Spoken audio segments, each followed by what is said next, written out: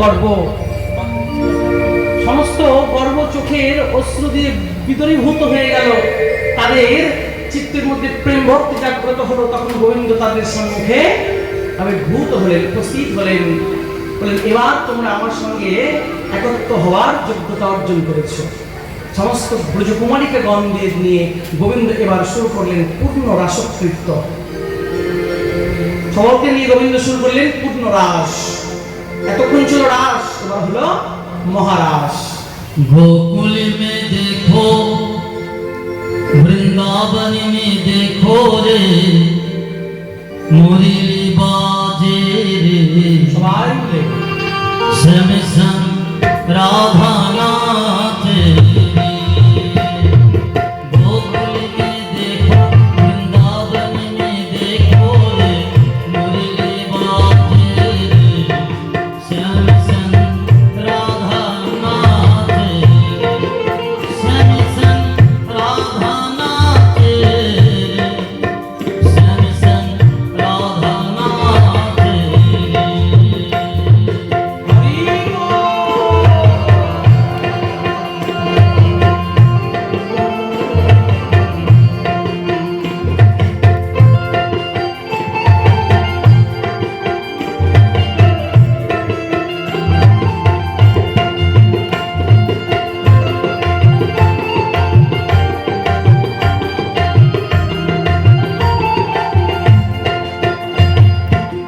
छम छम नाचे राधा रानी, सुन के मीठी मुरलियाँ।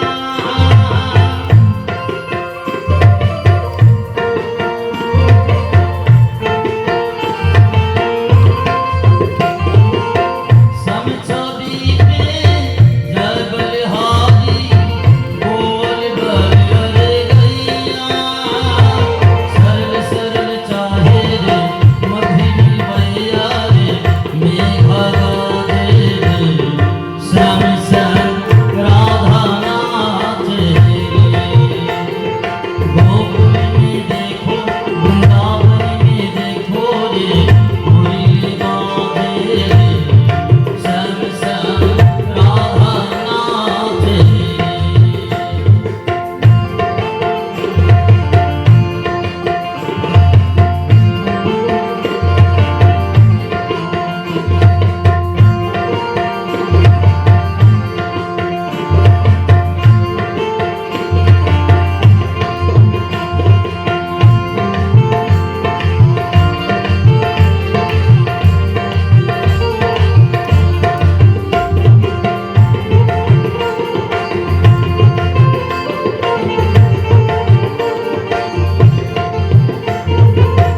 बंसी बटका जमुना तट पर, मनहरा रचायो।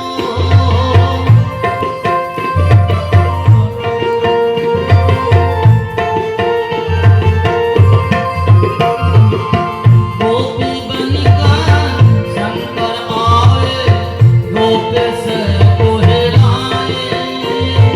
डम डम डम डमरू बजे, कनहत मुरली पे, सब जग नाचे रे, श्याम संग राधा नाचे। गोकुल में देखो, वृंदावन में देखो रे, मुरली बाजे रे, श्याम संग राधा नाचे। जय हो। सबाई मिले भाव से पानी सेवा करते हुए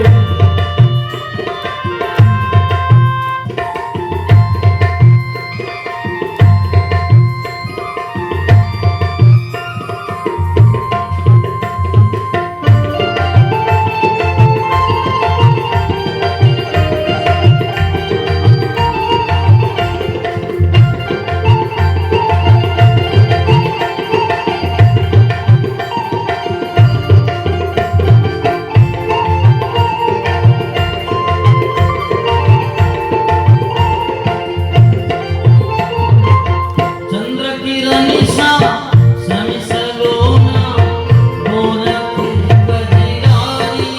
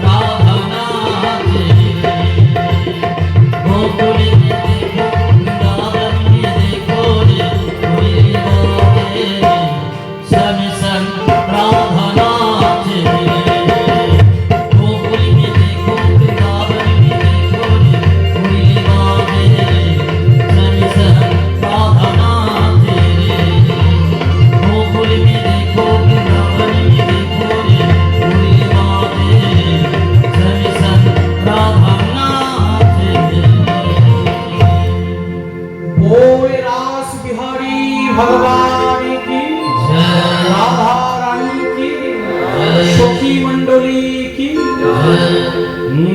विक्रीतं ब्रजवधू बिरिदं च विष्णु श्रद्धान्वितो शृणुयादथ वर्णयेदः भक्तिं परां भगवती प्रतिलभ्यताम् तर्हि निरोगमासः पुहिरेमहि। এই কামগন্ধহীন বিকৃতাং ব্রজবধূ চ বিষ্ণু, ব্রজবধূদের নিয়ে স্বয়ং বিষ্ণুর যে কাম গন্ধহীন ক্রীড়া, রাস ক্রীড়া, সেই ক্রীড়া, সেই রাস ক্রীড়া যদি কোনো ব্যক্তি শ্রদ্ধার চিত্তে একত্রভাবে শ্রবণ করতে পারেন, ভক্তিং পরাভক্তি প্রতিলভ্যতাম, পরাভক্তি লাভ করেন, আর চিরতরে চিত্তের মধ্যে কাম বাসনা, কাম রোগ দূরীভূত হয়ে গিয়ে ভগবান শ্রীপাদ পদ্মে আছে লাভ ভক্তি লাভ করে।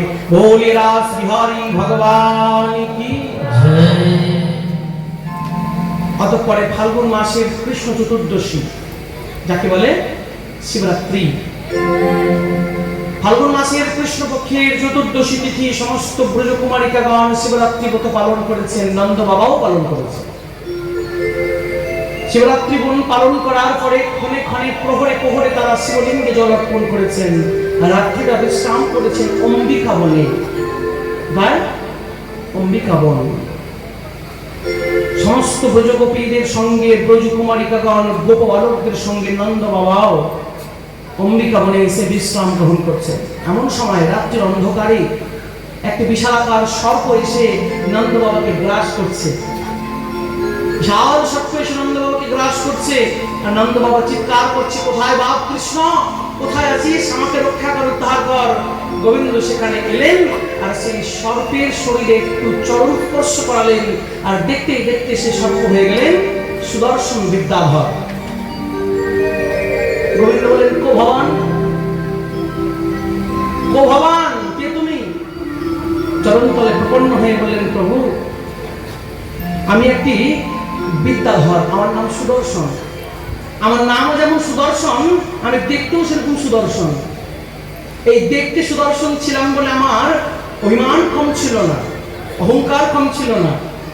একদিন অঙ্গিরা বংশীয় একজন ঋষি খুঁড়িয়ে খুঁড়িয়ে হাঁটছিলেন। অঙ্গিরা বংশীয় এক ঋষি খুঁড়িয়ে খুঁড়িয়ে হাঁটছিলেন। সে ঋষিকে আমি অবজ্ঞা করেছিলাম, উপহাস করেছিলাম। সে ঋষি আমাকে বলেছিলেন, যা, আমাকে দেখে তুই সুন্দর বলে অবজ্ঞা করলি, তাও তো আমি নিজের পায়ে খুঁড়িয়ে খুঁড়িয়ে হাঁটতে পারছি, তুই নিজের পায়ে দাঁড়াতেও পারবি না, সরীসৃপ হয়ে যাবে। আমি সর্বজনী ভোগ করছি, প্রভু তুমি বড় কৃপাবান।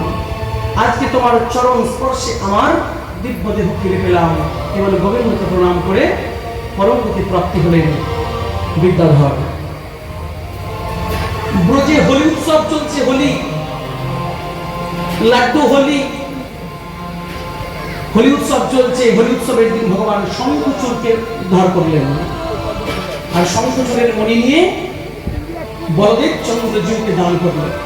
আর বলদেব চন্দ্রজিউ রাস্তা দিয়ে চলেন, আর যাকে তাকে দেখিয়ে বলেন, এই দেখ, শোন শোন শোন, এটা এক মণি, কে দিয়েছে জানিস? আমার ভাই কানুয়া দিয়েছে। যাকে তাকে দেখছে, শোন, এই যে মণি, কে দিয়েছে জানিস না? কে দিয়েছে? আমার ভাই কানুয়া দিয়েছে। এভাবে সকলকে নিজের মণি দেখিয়ে বেড়াচ্ছে বলদেব চন্দ্রজিউ।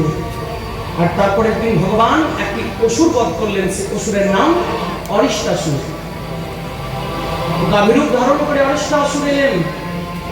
গোবিন্দ সে অরিষ্টাসুরকে বধ করলেন, আর অরিষ্টাসুরকে বধ করার পরে সখী মণ্ডলীর মধ্যে গেলেন। রাধারানী বললেন, তুমি আমাকে স্পর্শ করবে না। কেন?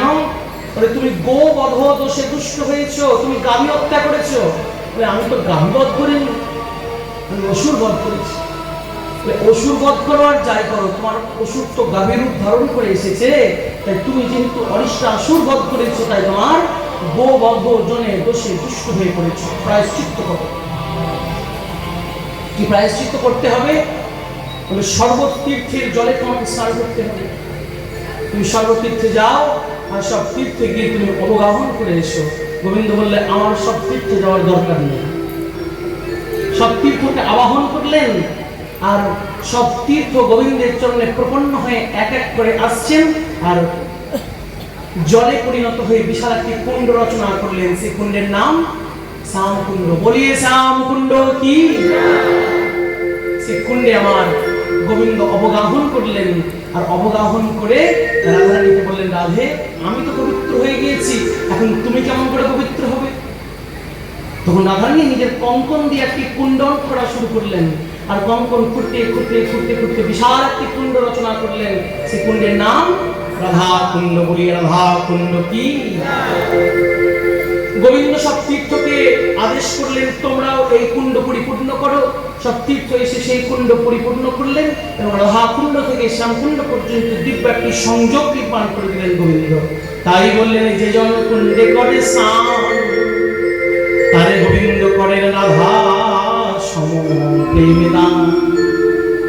রাধা কুণ্ডে যে স্নান করে গোবিন্দ তাকে রাধা সম প্রেম দান করেন। এবার গোবিন্দ যান সকালবেলায় গোষ্ঠ বিহারে যান, আর গোবিন্দের রূপ দর্শন করতে করতে সমস্ত সখী মণ্ডলী একে অপরের সঙ্গে যুগল হয়ে শুরু করছেন যুগল গীতি। ভাগবতের মধ্যে গীতি আছে তো, গোপী গীতি, যুগল গীতি, রুদ্র গীতি, গান। তো সখীরা নিজের মধ্যে মণ্ডলী করে নিয়ে গোবিন্দের গুণ মহিমা আত্মক শ্লোক উচ্চারণ করছেন, যাকে বলে যুগল গীত। যুগল যুগলে যুগলে কি গীত? বাম বাহু কৃত বাম কপল, বলে গীত ভূর ধরার পিত বেনু, কমলাঙ্গুলিং বিরাশ্রিত মার্গম, গপ্প ইরয়তি যত্র মুকুন্দ।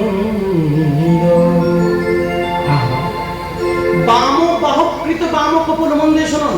বাম বাহু, কোনটা বাম বাহু? বাম বাহুকৃত বাম কপল, কপল মানে গাল। তাহলে নিজের বাম বাহুতে নিজের গাল, বুঝতে পেরেছেন? এই বাহুতে নিজের গালকে গোবিন্দ স্পর্শ করিয়েছেন। বাম বাহুকৃত বাম কপল, বলগীত ধূরধাকৃত বেনু, এইভাবে বেনু বাদন করছেন। কমলাঙ্গুলি দোরাশ্রিত মার্গম, কোমল মানে কোমল আঙ্গুলগুলোকে আশ্রয় করেছেন। গোপ্প ইরয়তি যত্র মুকুন্দ, এইভাবে আমাদের মুকুন্দের দিব্য শোভা বর্ণন করছে। গোবিন্দের এত রূপ সুখী জানিস? কোন সময় গোবিন্দ যখন বংশী মাধুর্য করছেন, নিজের ভুরু দুটি ঊর্ধ্বে নিম্নে করছেন, সে অধারার্পিত সে ভ্রুর নৃত্য দেখে, ভ্রুকুটি বিলাস দেখে গগন মণ্ডলে যদি কোনো পতিব্রত রমণী পর্যন্ত তার স্বামীর সঙ্গে বিহার করছে, সে পতিব্রত রমণী যে স্বামী চরণ ছাড়া কারো চরণ চিন্তা করে না, সে পর্যন্ত গোবিন্দের এই রূপ দেখে সলজ্জা হয়ে যাচ্ছে। সে গোবিন্দের প্রতি নিজেকে সমর্পণ করে দিচ্ছে, এই গোবিন্দ তোমার হলাম বলে। এইভাবে দিব্য যুগল গীত করার পরে গোবিন্দ মেতে আছে বৃন্দাবনে সমস্ত গোপসখা গোপসখীদের নিয়ে। এদিকে নারদ মুনি এলেন মথুরায়। বলে, কতদিন আর কৃষ্ণ মেতে থাকবে? কংস উদ্ধারের ব্যবস্থা করতে হবে তো, তা তো করতে হবে। নারদ মুনি কংসকে বললেন, শোনো, তোমাকে একটা গোপন কথা বলি। কি কথা? তোমার শত্রু যাকে মারার জন্য তুমি খুঁজে পাচ্ছ না, কে তোমার শত্রু? গোকুলে এত এত ওষুধ পাঠিয়েছো, বৃন্দাবনে এত এত ওষুধ পাঠিয়েছো, কেউ ফিরে এসেছে? গোপন কথা বলছি। কার ঘরে তোমার শত্রু আছে? নন্দের ঘরে। বড়টার নাম বলরাম আর ছোটটার নাম কৃষ্ণ, এই দুটোই তোমার শত্রু। তবে তোমার শত্রুকে নিধন করো। বলে, এক্ষুনি আমি কে নিধন করছি। বলে, শোনো, নিজের জায়গাতে সবাই বলবান হয়, তাই না? अपना गली में कुत्ता भी शेर बन जाता है महाराज, अपना गली में कुत्ता भी शेर बन जाता है। तो সরস্বতী পরিপূর্ণ তুমি সামান্য একটা অংশ মূর্খের মতো বলছো তুমি তাকে কি হত্যা করবে? নিজের জায়গায় ডেকে নিয়ে এসো, নিজের জায়গায় ডেকে নিয়ে এসে তুমি তাকে হত্যা করো। বলে, কিভাবে পাঠাবো? কিছুদিন পরে তোমার ধনুর্যজ্ঞ আছে না, এই ধনুর্যজ্ঞে আমন্ত্রণ করো, আমন্ত্রণ করিয়ে দুই ভাইকে বৃন্দাবন থেকে মথুরায় ডাকিয়ে নাও। কার কথা বিশ্বাস করবে?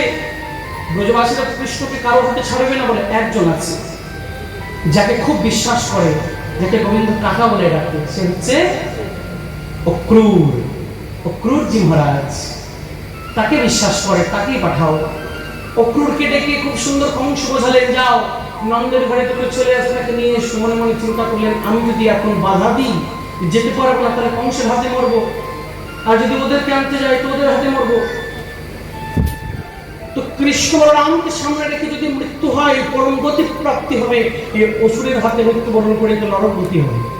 তো যাই, কৃষ্ণ বলরামকে নিয়ে এসে অক্রূরজি রথে সুসজ্জিত হলেন, প্রভাতকালে মথুরা থেকে বেরোলেন, প্রভাতকালে মথুরা থেকে বেরোলেন।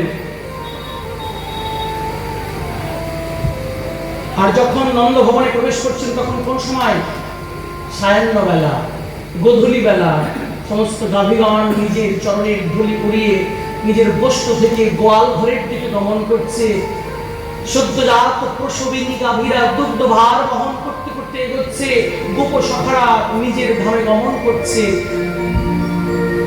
টিকাকর বলছেন, শোনো, প্রভাতকাল মানে কি? সকালবেলা। আর সকালবেলা দিনে যেমন তিনটি কাল, প্রভাতকাল, দিকপ্রহরকাল আর সায়াহ্নকাল, মানব জীবনেও তিনটি কাল, বাল্যকাল, যুবাকাল আর বৃদ্ধকাল। অক্রূর মহারাজ সকালবেলায় গোবিন্দকে আনতে গোবিন্দ দর্শনে গেলেন, পৌঁছলেন কখন? সন্ধ্যাবেলা। বাল্যকালে গোবিন্দকে চিন্তন করতে করতে যখন জীবন সায়াহ্নোপনীত হবে, তখন অক্রূরের মতো সায়াহ্নবেলায় গোবিন্দের দর্শন করা। সন্ধ্যাবেলায় অক্রূরজি মহারাজ এলেন, অক্রূরজিকে পাদ সম্বাহন করলেন, যথাযোগ্য ভোজন সামগ্রী প্রদান করলেন। সেই দিন গোবিন্দ বোমাসুর, কেশী ইত্যাদি দানবকে উদ্ধার করলেন। আর অক্রূরজি মহারাজ এসে নন্দ বাড়িতে অভ্যর্থনা আপ্যায়ন গ্রহণ করলেন। সুস্বাদু আহারে অক্রূরের সন্তুষ্টি বিধান করা হয়েছে। গোবিন্দ পাদ সম্বাহন করলেন, অক্রূরের ঘরের মধ্যে নিয়ে জিজ্ঞেস করলেন, কি ব্যাপার? কিন্তু সবে অবগত আছেন, কেন এসেছেন? বলে, কংস মহারাজ ধনুর্যজ্ঞ করতে চলেছে, সেই যজ্ঞে তোমাদের আমন্ত্রণ। শুধু তোমাদের নয়, সমস্ত গোপসখা নন্দ বাবা সমেত চলো। নন্দ বাবা এই কথা জানলেন। নন্দ বাবা বললেন, ঠিক আছে, কংসকে তো বার্ষিক করটা দিতে যেতে হবে। সকলকে বললেন, যে যার বাড়িতে ননি মাখন ঘৃত গোল আছে একত্রিত করো, কংসকে কর একত্রিত করে দিতে যেতে হবে। পরের দিন প্রভাতকালে সকল গোপসখা যখন শ্রবণ করলেন, ব্রজকুমারিকাগণ যখন শ্রবণ করলেন, নন্দ রানী যখন শ্রবণ করলেন যে কৃষ্ণ এবার বৃন্দাবন ছেড়ে মথুরায় যেতে চলেছে। রাধারানীর অনুমতি ছাড়া কি গোবিন্দ কোথাও যান? রাধারানীর চরণে আলতা পরিয়ে দিচ্ছেন, হরি কর চিহ্ন পদাম্বুজ যাবকা। রাধে, আমি তোমার চরণের ধারে রইলাম। ধারে কথা দুটি অর্থ। ধারে মানে কিনারা, আমি তোমার চরণের কিনারায় রইলাম, প্রান্তে রইলাম। আর আমি তোমার চরণের ধারে রইলাম মানে তোমার কাছে আমি ঋণী রইলাম।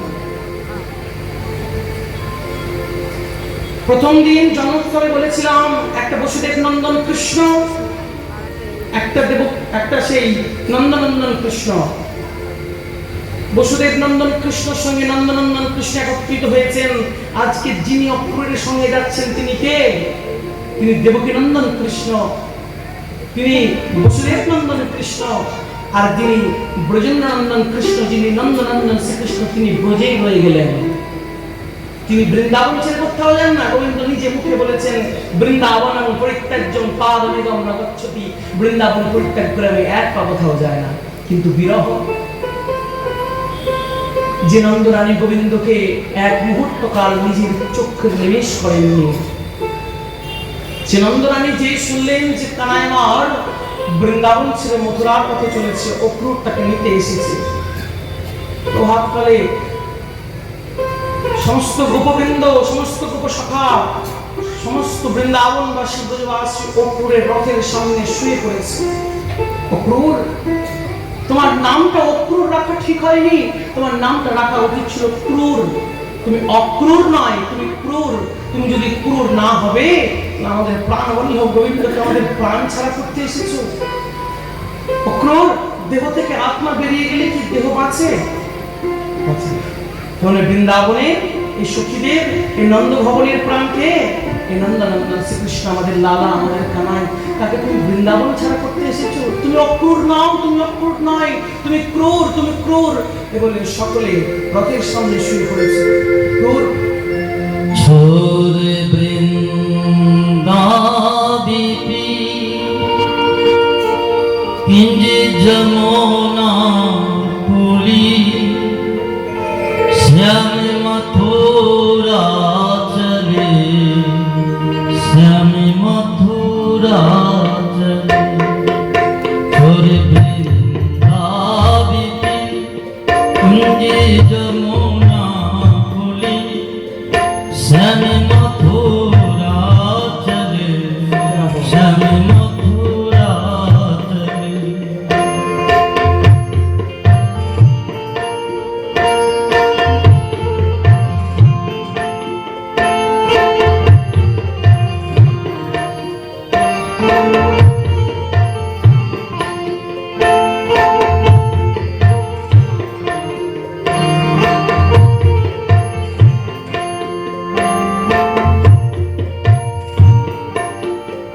माता छोदा थी नंदो बोली भरी,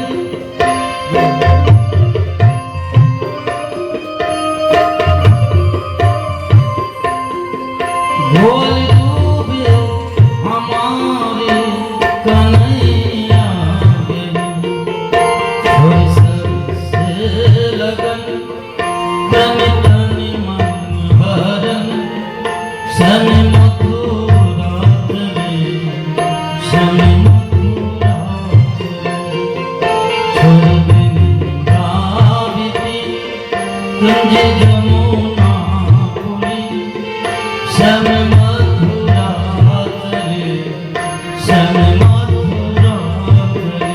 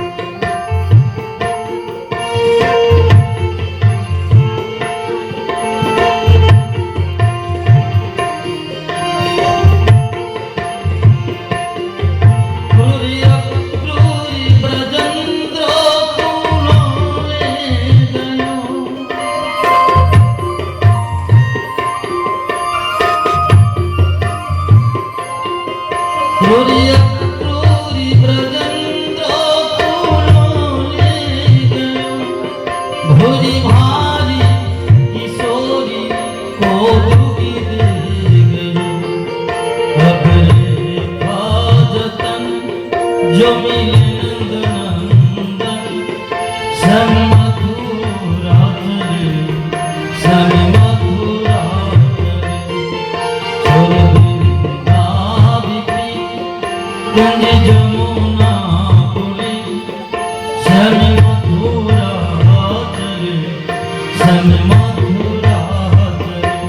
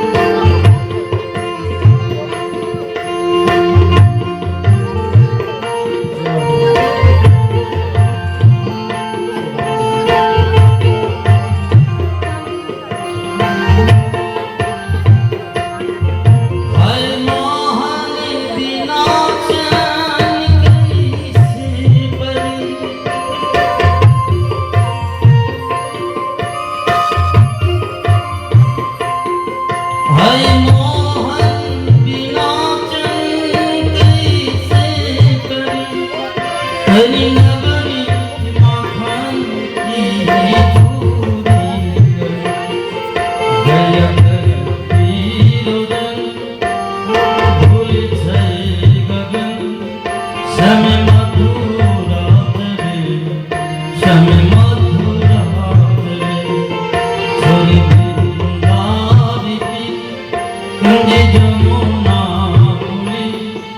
श्याम मथुरा चले श्याम मथुरा चले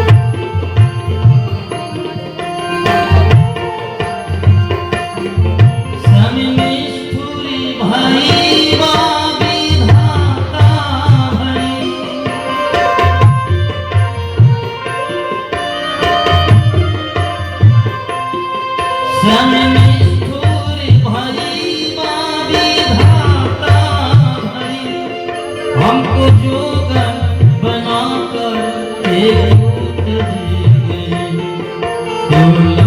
गए लगन तन तन मन जीवन सम मथुरा चले सम मथुरा चले छोड़ वृंदावन की कुंज जमुना पुरे सम मथुरा चले सम मथुरा चले छोड़ वृंदावन की कुंज जमुना पुरे सम मथुरा चले सम मथुरा चले सम मथुरा चले सम मथुरा चले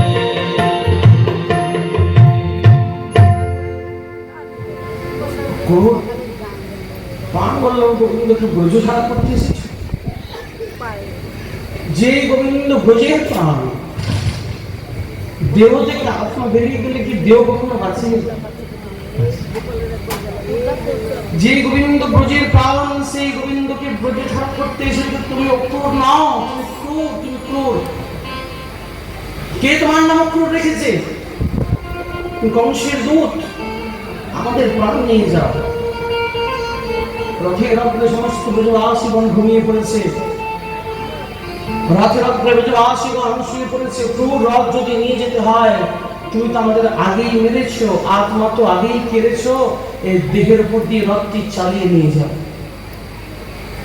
আত্মা বেরিয়ে গেলে দেহের তো কোনো স্বাবয়ব থাকে না, তাই দেহের উপর দিয়ে রথ নিয়ে চলে গেলেও কোনো কিছু যায় আসে না।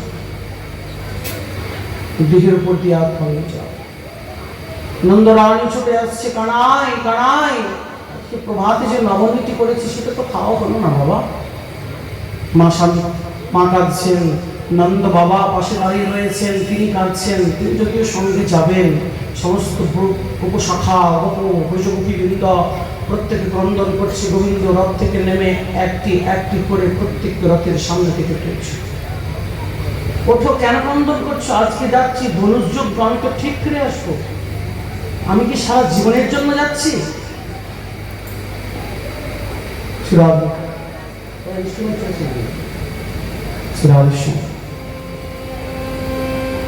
আমরা কি সারা জীবনের জন্য যাচ্ছি? যদি কৃষ্ণ জানেন আর কোনদিন তার ব্রজে ফেরা হবে না। অক্রূরের সঙ্গে গিয়ে কোনদিন কি আর ব্রজে এসেছেন কৃষ্ণ? আর কি এসেছেন? তবুও বলছেন, সান্ত্বনা দিচ্ছেন, মাতাকে সান্ত্বনা দিচ্ছেন, সখাদের সান্ত্বনা দিচ্ছেন, ব্রজকুমারীকে গণ বৃন্দা যারা গোবিন্দ বিরহাতুরা, তাদের বলছেন আমি যাচ্ছি, আমি তো আবার আসবো। এই তো ধনুর্যজ্ঞ হলেই আমি ফিরে আসবো। সবাইকে সান্ত্বনা দিয়ে রথের সামনে থেকে প্রত্যেককে সরিয়ে অক্রূরের রথে চড়ে গোবিন্দ আমার মথুরার দিকে রওনা দিল। পিছন থেকে মাতা নন্দরানী চিৎকার করছেন, খালি পায়ে দৌড়চ্ছেন, কানাই কানাই নবনীতি খেয়ে যা বাবা। সকালের নবনীতি গ্রহণ করা হয়নি, মায়ের খালি চরণে কণ্ঠবিদ্ধ হচ্ছে, ঝরঝর রক্ত পড়ছে। পতি নেই, মায়ের সেদিকে খেয়াল নেই, খেয়াল শুধু একটা প্রাণবন্ধ আমার কানাই, আমার লালা, যে আমাকে পরিত্যাগ করে দিয়ে মথুরায় চলে যাচ্ছে। মায়ের প্রাণ তো চলে যাচ্ছে। গোবিন্দ দূর থেকে মাকে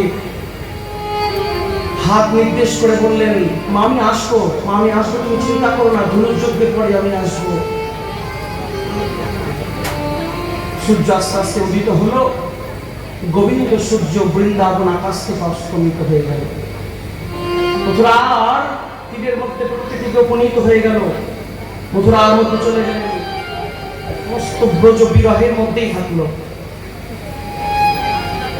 বৃন্দাবনে যে উপনীত সুখ, বৃন্দাবনে যে লতাই পাতাই পাখির পূজন, বৃন্দাবনে যে পুষ্প বিকশিত দিব্য সৌরভ সুগন্ধে মাতোয়ারা সমস্ত ব্রজধাম, সে বৃন্দাবন ধাম যেন কেমন ফিকে পড়ে যায়। বৃন্দাবনে পাখিরা পূজন করে না, বৃন্দাবনে আর পুষ্প পুষ্পিত হয় না বলে কার জন্য পুষ্পিত হবে? গাভীবান দুগ্ধ প্রদান করে না বলে কার জন্য দুগ্ধ দেব? যার জন্য দেব সে কি আর গ্রহণ করবে? গোবিন্দ এলেন সমস্ত গোপসখানন্দ বাবাদের নিয়ে মথুরার বাটে। মথুরা এসে যেতে যেতে অক্রূর মহারাজ স্নান করতে অবগাহন করতে নামলেন যমুনার জলে।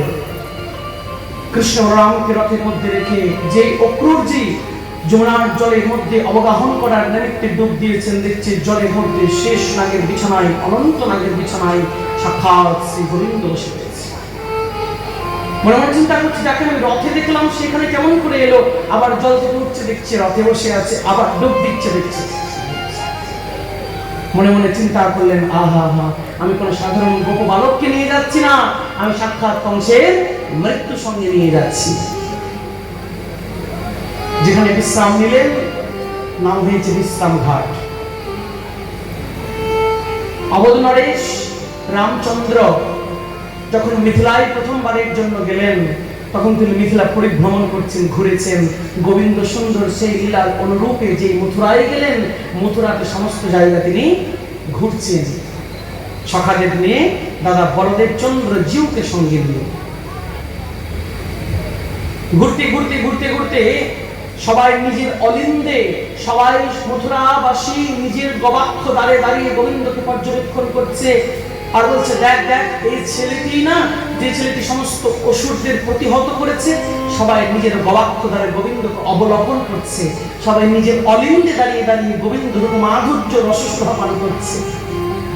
আর গোপসখারা মনে মনে চিন্তা করছে, দেখ ভাই, আমরা তো গ্রাম থেকে এসেছি, আমরা তো বৃন্দাবন থেকে এসেছি, গ্রাম, আর মথুরা তো শহর। আমাদের পোশাক আশাক গুলো কেমন ঠিক না, পোশাক আশাক গুলো ভালো লাগছে না, এই জন্য বুঝি সময় আমাদের দিকে তাকাচ্ছে। তোর তো মামার দেশ, হ্যাঁ, তোর তো মামার দেশ, কংস মামা, তো তোর মামাকে বলে একটু ভালো পোশাক আশাক পাওয়া যাবে না? গোবিন্দ বললেন, ঠিক আছে চলো। গেলেন ধোবিঘাট। ধোবিঘাটে কংসের যে ধোবি, যে কংসের কাপড় চোপড় পরিষ্কার করেন, সেই ধোবিকে গিয়ে বলছে, মামা কে রে? আমি কংস আমার মামা, তো তাই মামার দেশে সবাই মামা। ওহো, তুই সেই দুষ্ট? ধোবি বলছে, তুই সেই দুষ্ট?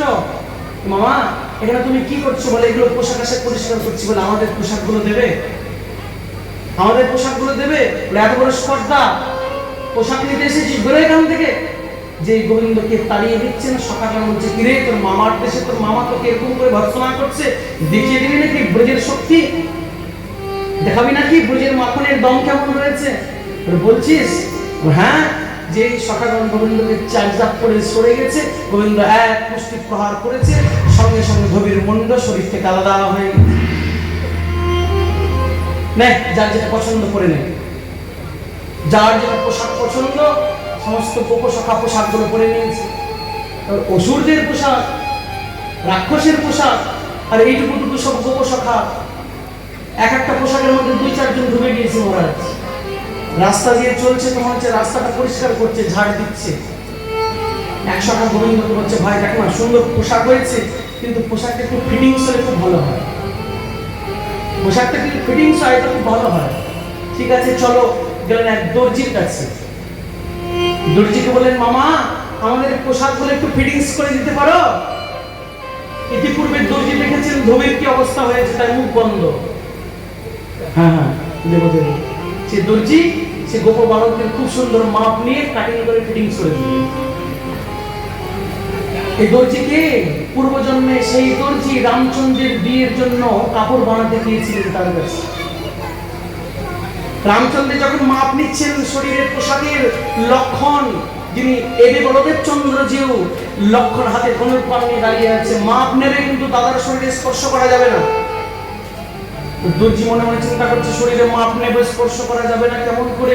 দর্জি দূর থেকে রামচন্দ্রের মাপ নিচ্ছে, একটু কাছে গেলে লক্ষণ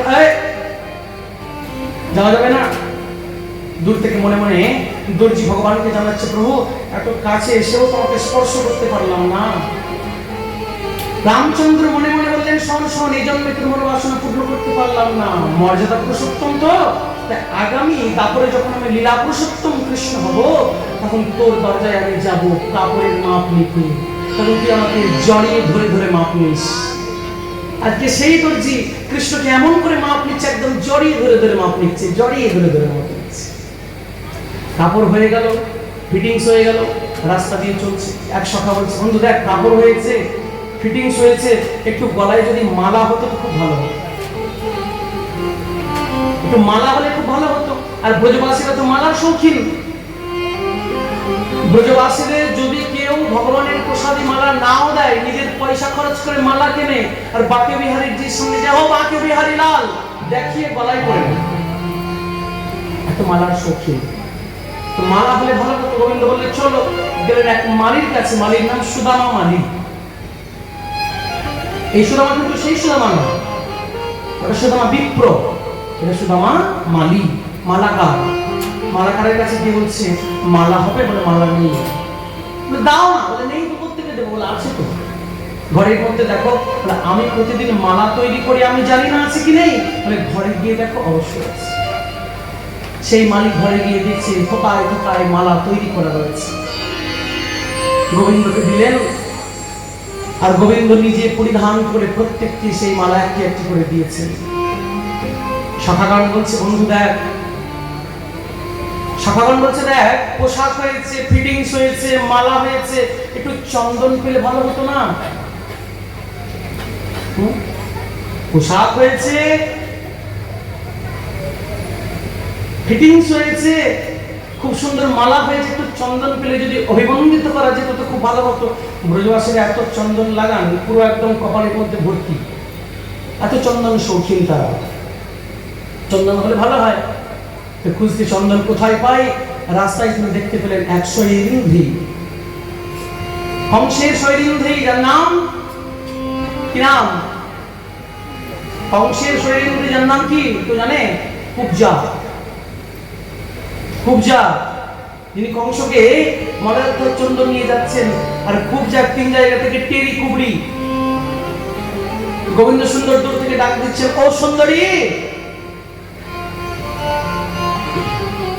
দেখুন, যে অসুন্দর তাকে যদি সুন্দর বলে ডাকা হয়, যে বেটে তাকে যদি লম্বা বলে ডাকা হয়, তার মধ্যে তো ক্রোধ হয়। তো দূর থেকে শ্রীকৃষ্ণ দেখছেন টেরি কুবড়ি তিন জায়গা থেকে তার বাঁকা, কুশ্চিত পূর্বিনী, তাকে বলছে ও সুন্দরী। শুনেই তো ক্রোধান্বিত হয়ে গেলেন, কে তুমি? তুই দেখতে পাচ্ছ আমি তিন জায়গা থেকে টেরি কুবড়ি, তুমি আমাকে সুন্দরী বলে ডাকছো? বলে আমি তো বাহ্যিক সৌন্দর্য দেখি না, আমি অন্তর সৌন্দর্য দেখি। ও তাই নাকি? বলে হ্যাঁ। বলে কি চায়? বলে তোমার হাতে কি আছে গো? বলে মলয়ধ্বজ চন্দন। তাই নাকি? কোথায় যাবে? বলে কংসের বাড়ি। আচ্ছা বলো তো, কংস দেখতে সুন্দর না আমি সুন্দর? বলে তোমার মতো সুন্দর আর জগতে কে আছে? তুমি সুন্দর। এই চন্দন কার কপালে মানাবে? আমার কপালে মানাবে না কংসের মানাবে? বলে তোমারই মানাবে। বলে একটু করে আমার চন্দন দেবে? খুব যা মনে মনে চিন্তা করছে, তোমার কপালেই তো চন্দন মানায়।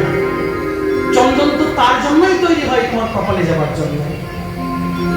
খুব সুন্দর কুব্জা চন্দন নিয়ে গোবিন্দের মস্তকে দিয়েছেন। সে প্রসাদী চন্দন সবাই গোপসখা প্রত্যেকে নিয়েছে, আর গোপসখারা সব নিয়ে দিয়ে চলে যাচ্ছেন। সখাগণ বলছে, গোবিন্দ ফিরে তার কাছে, তুই চন্দন নিলি, তাকে কিছু দিলি না? সবাইকে সবকিছু দিলি, যার কাছে পোশাক নিয়েছিস, ধোবি তাকে দিয়েছিস স্বরূপ মুক্তি। মন দিয়ে শুনুন, সখাগণ বলছে যার কাছ থেকে তুই যা নিলি প্রত্যেককে কিছু না কিছু দিয়েছিস। ধোবিকে দিয়েছিস মুক্তি, কেমন মুক্তি? স্বরূপ। দর্জিকে দিয়েছিস শ্রীরাম ব্রাহ্মণে শ্রীবৃদ্ধি, তোমার আরো ফলুক ফলুক। মালাকার সুদামাকে দিয়েছিস বড় বৃদ্ধি, সবাইকে সবকিছু দিলি, যার কাছ থেকে চন্দন দিলি তাকে কিছু দিবি না, আমাদের ব্রজের তো প্রেস্টিজ নষ্ট হয়ে যাবে। ঠিক আছে, গোবিন্দ বললেন কুবজা তুমি চোখটা একবার বন্ধ করবে। যেই গোবিন্দের সামনে কুবজার চোখ বন্ধ করেছে, গোবিন্দ কুবজার দুই পায়ের ওপর পা দিয়ে ছুরি ধরে এমন টান দিয়েছেন, কট কট করে 3 জায়গায় সোজা হয়ে গিয়েছে। 3 জায়গায় কট কট কট করে সোজা। কুবজা নিজেকে চিনতে পারছে না, কুরুপিনি ছিল 3 জায়গায় টেরি কুবরি, এখন সুন্দর হয়ে গিয়েছে। গোবিন্দ সুন্দর বলে ডেকেছেন আর তাকে সুন্দর করে দেখিয়েছেন। এবার গোবিন্দ যেই চলে যাচ্ছে, কুবজা হাতটি ধরেছে, কোথায় যাচ্ছে শ্যামসুন্দর? আমাকে ছেড়ে যেও না, তোমার সঙ্গে আমার প্রেম হয়ে গিয়েছে,